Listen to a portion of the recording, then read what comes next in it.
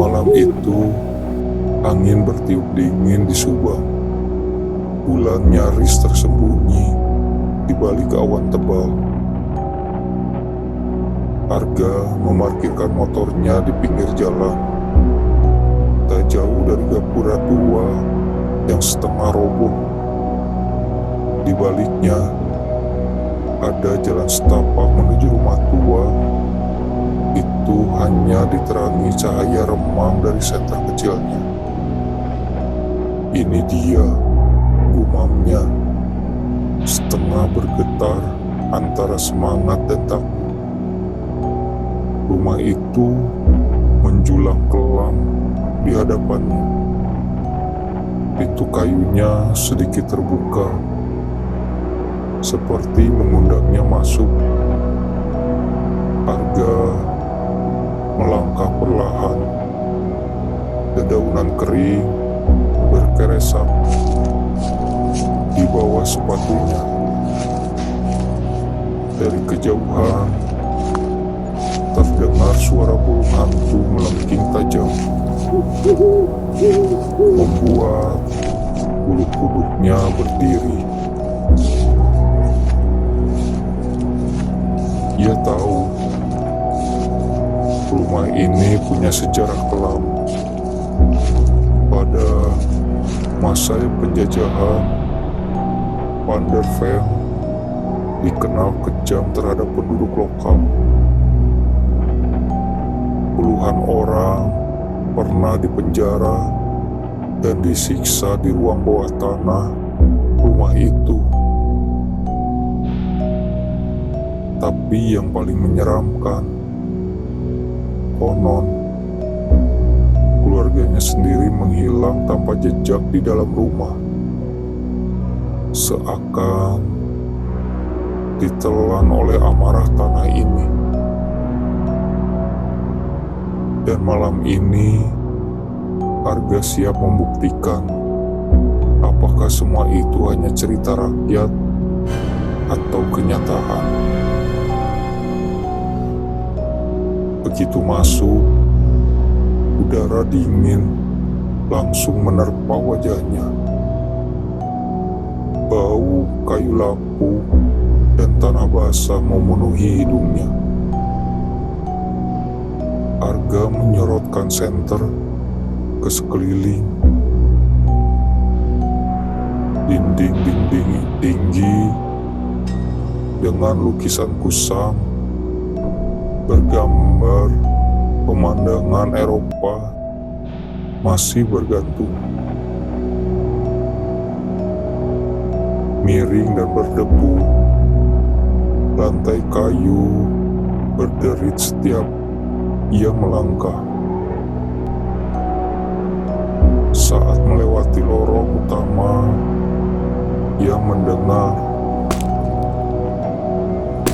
suara langkah kecil di belakangnya.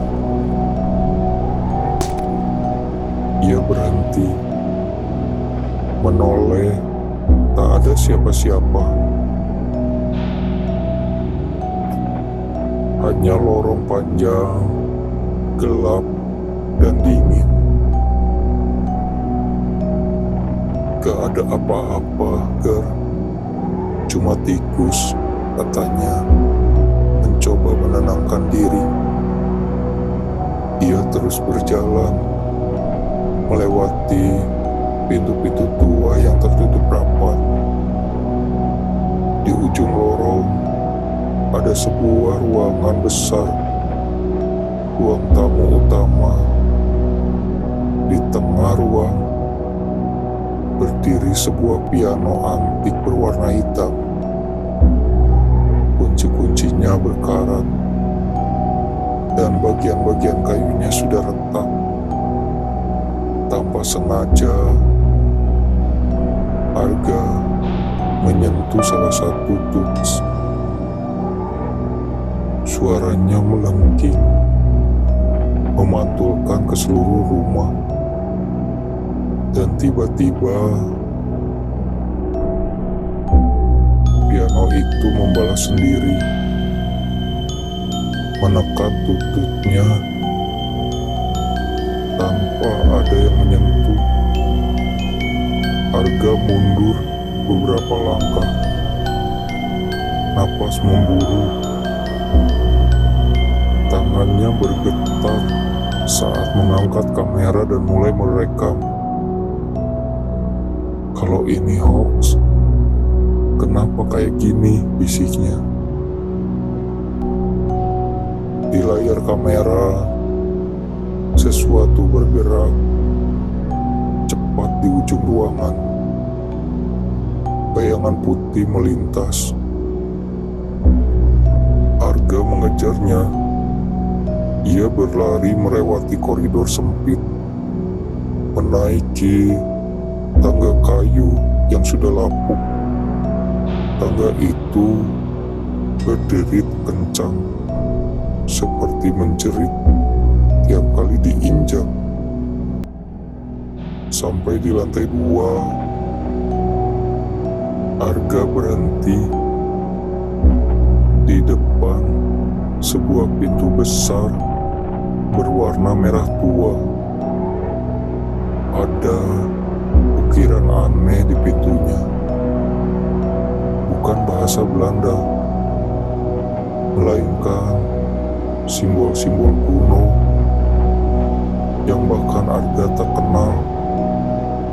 Penasaran, ia mendorong pintu itu. Ruangan itu kosong. Hanya sebuah cermin besar berdiri di tengahnya. Tapi yang aneh, di cermin itu Arga melihat bayangannya sendiri, berdiri dengan seorang di belakangnya. Seorang wanita berambut panjang, mengenakan gaun putih, wajahnya pucat, matanya kosong.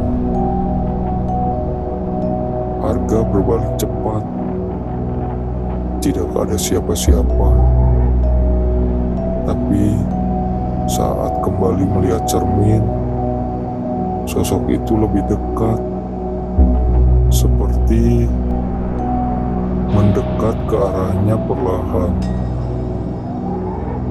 Dari dalam cermin, dengan panik, Arga berlari keluar ruangan. Ia tak peduli lagi soal video dan bukti. Ia hanya ingin keluar. Namun, koridor yang tadi lurus, kini bercabang tak beraturan. Seperti rumah itu hidup, mengubah-ubah jalannya. Setelah berputar-putar dalam kegelapan, Arga menemukan sebuah pintu kecil tersembunyi di balik lemari tua. Pintu itu mengarah ke bawah tanah. Tanpa banyak pilihan, ia turun. Tangga batu itu lembab dan berlumut. Bau amis menyengat hidungnya. Di bawah sana, ia menemukan ruang penjara. Ada jeruji besi tua dan borgol yang menggantung. Dan di sudut, ukiran di dinding batu yang berbunyi, yang mengambil akan digantikan. Argo menyorotkan senter lebih dalam. Ia melihat tumpukan tulang-tulang manusia, kecil, besar, beberapa masih dengan pakaian dari zaman dahulu.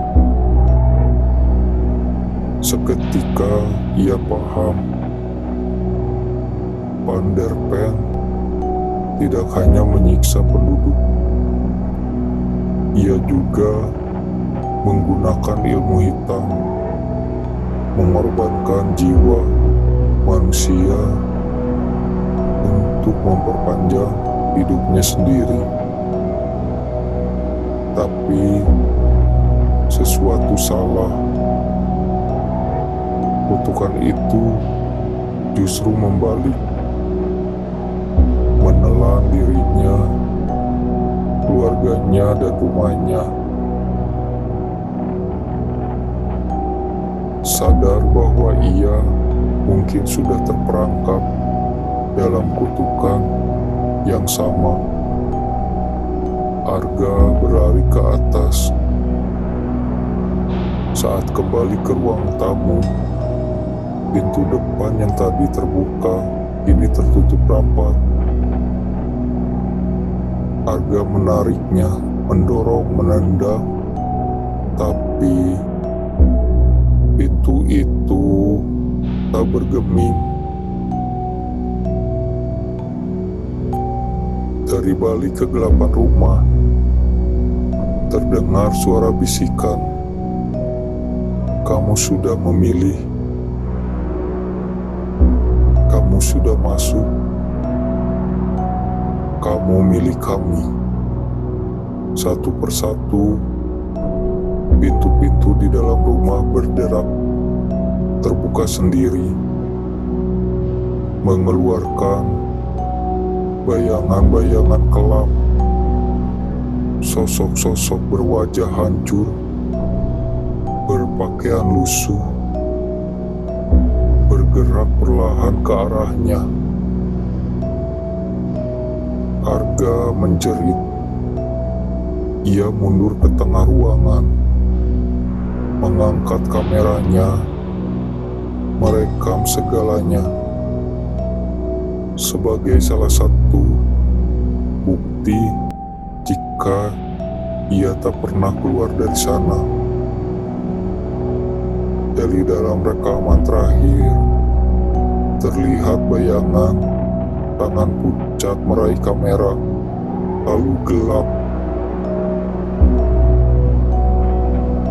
Seminggu kemudian, warga menemukan motor Arga terparkir di pinggir jalan. Kuncinya masih tergantung,